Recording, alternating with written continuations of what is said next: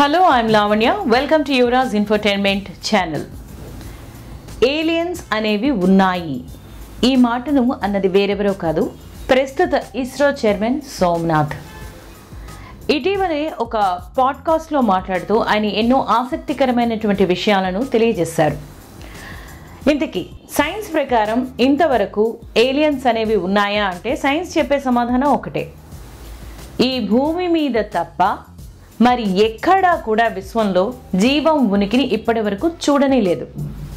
మన పాలపుంతలో దాదాపుగా 3200కు పైగా సౌర వ్యవస్థలు, సోలార్ సిస్టమ్స్ ఉన్నాయి. 2 ట్రిలియన్ గెలాక్సీలు కూడా ఉన్నాయి.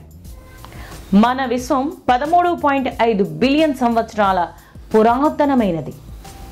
మరి ఇన్ని మిలియన్ సంవత్సరాలలో మన భూమి మీద జీవం ఆవిర్భవించినట్టుగానే వేరే సుదూరంగా ఉన్నటువంటి వేరే గెలాక్సీలో కూడా జీవం ఉద్భవించి ఉండొచ్చు.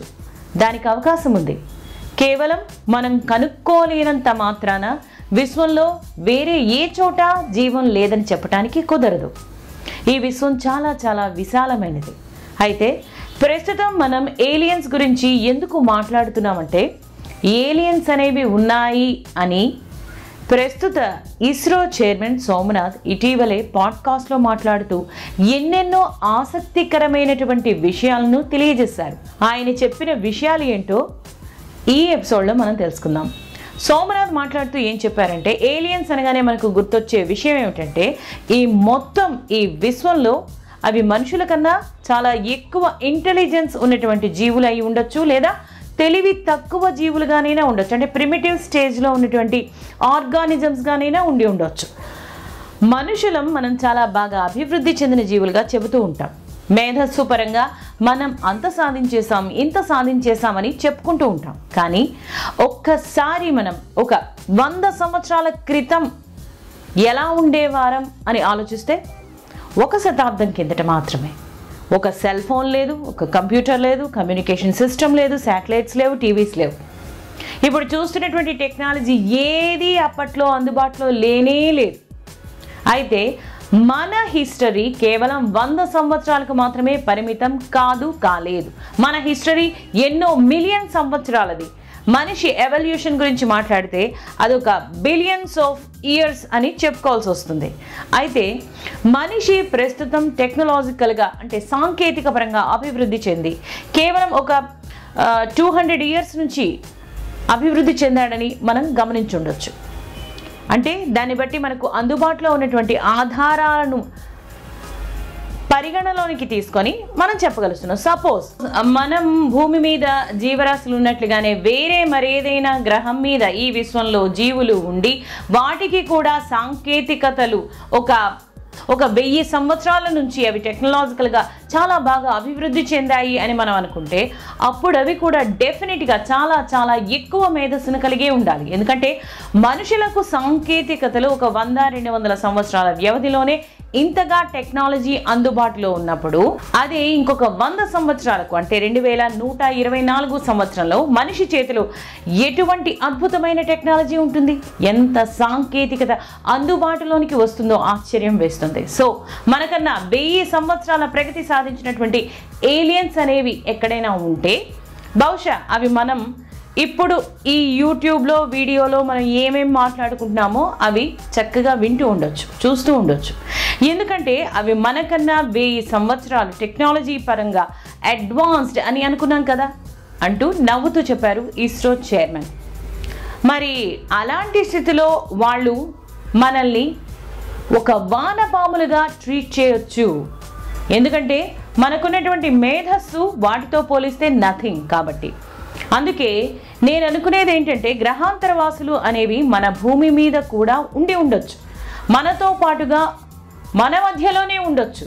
ఎందుకంటే సోలార్ సిస్టంలో భూమి మీద జీవం అనేది మిగతా పాలపుంతలు గెలాక్సీలతో పోలిస్తే చాలా రీసెంట్గా పరిణామం చెందింది. సో విశ్వం అనేది చాలా చాలా పురాతనమైనది. అయితే ప్రస్తుతం చాలా వార్తలు మనం ఏలియన్స్ గురించి వింటూనే ఉంటాం. ముఖ్యంగా అమెరికా వంటి దేశాల్లో అయితే అదిగో నిన్ననే ఒక ఎగిరే పళ్ళం కనిపించింది అని, లేదు ఈరోజు మార్నింగే ఫ్లయింగ్ సాసర్ నాకు కనిపించింది అంటూ చాలా చాలా కథనాలు, చాలా చాలా వీడియోలు చక్కర్లు కొడుతూనే ఉంటాయి. కాకపోతే వాటిలో 99% నిజాలు కానే కావు. కానీ ఏమో చాలా రేర్గా ఉండవచ్చునేమో. అయితే అలాంటి ఏలియన్స్ కానీ ఏలియన్ ఫ్లయింగ్ సాసర్స్ కానీ నాకైతే ఎప్పుడూ ఒక్కసారి కూడా కనిపించనే లేదు అని ఇస్రో చైర్మన్ తెలిపారు. అయితే మరి మనం భూగ్రహాన్ని ఎప్పుడైనా ఏలియన్స్ అనేవి విజిట్ చేసి ఉండొచ్చు కదా అనేటటువంటి ప్రశ్నకు సమాధానంగా ఏం చెప్పారంటే, ఏలియన్స్ అనేవి ఖచ్చితంగా విజిట్ చేశాయనే చెప్పాలి. ఎందుకంటే నా ఊహ ప్రకారం ఈ విశాలమైనటువంటి విశ్వంలో చాలా గ్రహాలు ఉన్నాయి, జీవం కూడా ఉంది. అంతేకాదు వాటికి సంబంధించినటువంటి నాగరికతలు కూడా అక్కడ సుదూరంగా ఉంటాయనే భావించాలి. ఒకవేళ మనుషుల కన్నా అధికంగా ఎక్కువ మేధస్సును, ఎక్కువ టెక్నాలజీని కలిగి ఉన్నట్లయితే డెఫినెట్గా గ్రహాంతర జీవులు మన భూమిని ఎప్పుడో విజిట్ చేసి చూసి వెళ్ళి ఉండొచ్చు. ఒక 1000 సంవత్సరాల క్రితం కావచ్చు, లేదా ఒక 10,000 సంవత్సరాల క్రితమైనా కావచ్చు. అంత ఎక్కువ టెక్నాలజీ ఉంటే మనకు తెలియకుండానే ఆ ఏలియన్స్ అనేవి చాలా తరచుగా భూమి మీదకు వచ్చి తిరిగి వెళ్తూ కూడా తరచుగా ఉండొచ్చు. అయితే ఒక విషయంలో మాత్రం నేను చాలా చాలా హ్యాపీగా ఉన్నాను. అదేంటంటే ఏలియన్స్తో మనుషులు ఇంటరాక్ట్ అవ్వనందుకు నేను చాలా చాలా సంతోషంగా ఉన్నాను. కారణం కూడా చెప్తాను. ఎందుకంటే మనుషులు మనమందరం ఒకే తరహా బయాలజీతో ఉన్నాం. భూమి మీద ఉన్నటువంటి మనుషులు కానీ, బ్యాక్టీరియా కానీ, మొక్కలు కానీ, చేపలు కానీ, ఇలా ఏ జీవిని తీసుకున్నా కూడా ఒకటే టైప్ ఆఫ్ బయాలజీని కలిగి ఉన్నారు. అన్నింటికీ కూడా బయాలజీ అనేది సేమ్. జీన్స్ని కానీ చూస్తే ఒకే తరహాలో ఉంటుంది. అందులోనే ప్రోటీన్ స్ట్రక్చర్ని చూస్తే అది కూడా ప్రోటీన్ అనేది కూడా మనకు అర్థమవుతుంది.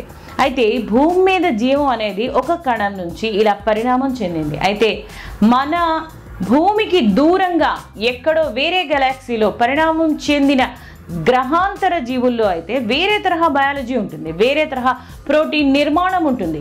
అలాంటి పరస్పర విరుద్ధంగా ఉన్నటువంటి 2 వేర్వేరు జీవులు కాంటాక్ట్ అయితే ఊహించడానికి చాలా చాలా భయంకరంగా ఉంటుంది. అలా కాంటాక్ట్ కానీ ఒకవేళ అయితే ఒక తరహా జీవులు ఇంకొక తరహా జీవులను ఓవర్టేక్ చేసేందుకే ప్రయత్నం చేస్తాయి. ఎందుకంటే ఈ విశ్వంలో నియమం ఏంటంటే సహజ స్థాయిలో ఈ విశ్వంలో ఉన్న సహజ నియమం అదే. అధిక స్థాయిలో ఉన్న ఒక జీవి అల్పంగా ఉన్న జీవిని బ్రతకనివ్వదు, ఆధిపత్యం చెలాయిస్తుంది, అణిచివేస్తుంది, నాశనం చేస్తుంది. అలా కాకుండా సపోజ్ మనకన్నా కూడా చాలా ఎక్కువ స్థాయిలో కాన్షియస్ని కలిగి ఉన్నటువంటి జీవులైతే అవి చర్చలు జరిపి, అంటే మైండ్ లెవెల్లో కాకుండా బాడీ లెవెల్లో సంప్రదించవచ్చు. అలా కాకుంటే ఇది కూడా డేంజరస్ అనే చెప్పాలి. ఎందుకంటే ఇది కూడా నాశనానికి దారితీస్తుంది. ఎందుకంటే మనుషుల జీవన విధానం వేరు, వారి థింకింగ్ వేరు, బయాలజీ వేరు. మనం ఆక్సిజన్ని పీల్చి బ్రతుకుతాం, గ్రహాంతర వాసులు ఏ మీథేన్ గ్యాస్ను పీల్చి బ్రతకొచ్చు.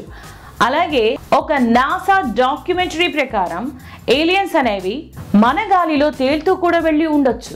సో ఇలాంటి ఎన్నో రకరకాలుగా ఉండొచ్చు. అలాంటి జీవులు మనకు కాంటాక్ట్ అయితే మనిషి మనుగడకే చాలా చాలా ప్రమాదం. మనం ఏలియన్స్ని కాంటాక్ట్ చేసినా కూడా ప్రమాదమే, అవి మనల్ని కాంటాక్ట్ చేసినా కూడా ప్రమాదమే. ఇది మన ఇస్రో చైర్మన్ సోమనాథ్ చెప్పినటువంటి ఏలియన్ సంగతులు. మీకు ఈ ఎపిసోడ్ నచ్చితే మీ ఫ్రెండ్స్కి చెప్పండి. యువరాజ్ ఇన్ఫోటైన్మెంట్ ఛానల్ని సబ్స్క్రైబ్ చేయండి, లైక్ చేయండి, షేర్ చేయండి. And thank you for watching.